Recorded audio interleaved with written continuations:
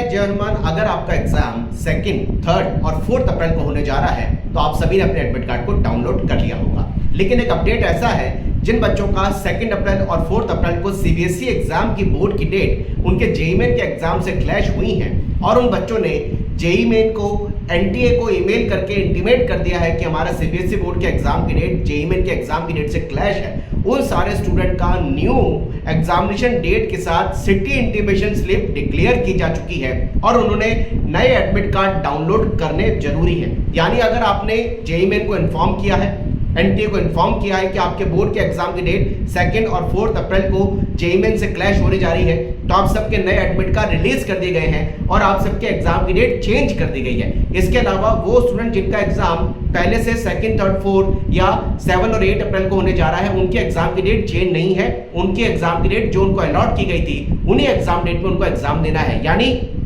संख्या में ऐसे बहुत कम स्टूडेंट हैं जिनके एग्जाम की डेट चेंज हुई है बोर्ड के एग्जाम की डेट क्लैश होने के कारण। साथ साथ जो एग्जाम पर शीट में बच्चे दिखाई दे रहे हैं बैठते हुए, क्योंकि 11,50,000 के आसपास ऐसा बच्चा है जिसने जेईई मेन सेशन 2 के लिए रजिस्ट्रेशन किया है या एग्जाम देने वाले कैंडिडेट हैं, ये कहा जा सकता है, क्योंकि 12 लाख से ऊपर बच्चों ने रजिस्ट्रेशन किया है, नए बच्चे मिलाकर के यूनिक कैंडिडेट और पुराने बच्चे जिन्होंने पहले जेईई मेन जनवरी दे दिया है। तो पर शिफ्ट में एग्जाम देने वाले कैंडिडेट करीबन 1,20,000 के आसपास इस बार पर शिफ्ट में एग्जाम देते हुए दिखाई दे रहे हैं, खासकर बी बीटेक के लिए, क्योंकि 9 शिफ्ट के अंदर 5 डेज के अंदर बी बीटेक का एग्जाम होने जा रहा है। बच्चों ध्यान से समझिएगा, अगर आप एग्जामिनेशन सेंटर पे जा रहे हैं, हमने आपको पहले भी कहा कि मॉर्निंग का जिन बच्चों का पेपर है, जिन बच्चों का स्लॉट है, शिफ्ट है, वो 8 बजे तक पहुंच जाए, कोई प्रॉब्लम नहीं।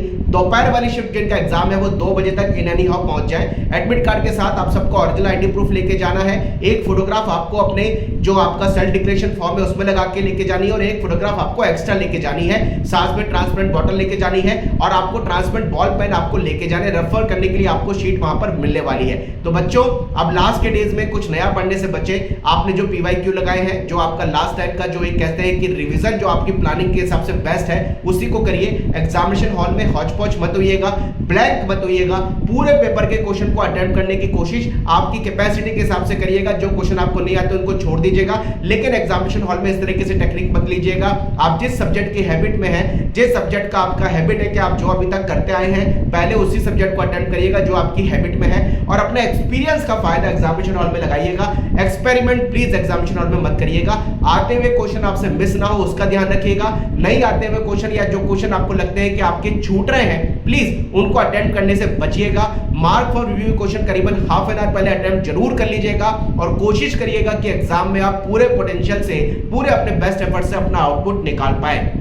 तो ध्यान रखिए, आप सबके एडमिट कार्ड आपने डाउनलोड कर लिए हैं। 7 और 8 अप्रैल वाले बच्चों का जिनका एग्जाम है उनके एडमिट कार्ड 4 अप्रैल को आने के पूरे चांसेस हैं। तो बच्चों आराम से अपने एग्जाम पे फोकस करिए।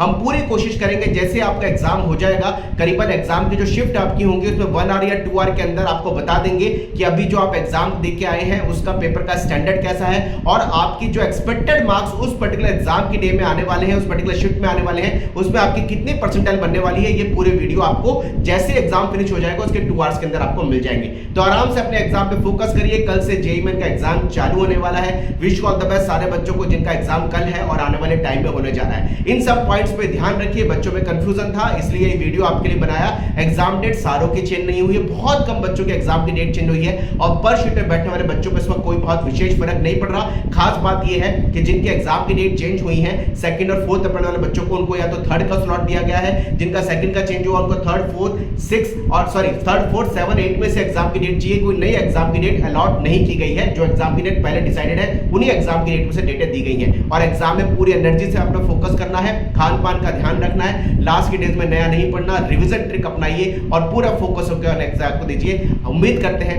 आप सभी के एग्जाम आपके बेस्ट एफर्ट से अच्छे जाने वाले हैं। कमेंट बॉक्स में लिखिए अपनी क्वेरी। चैनल पर नए हैं जरूर सब्सक्राइब कर ले, बेल आइकन प्रेस कर ले ताकि लेटेस्ट नोटिफिकेशन आप तक पहुंच पाए। Wish you all the best. जय हनुमान।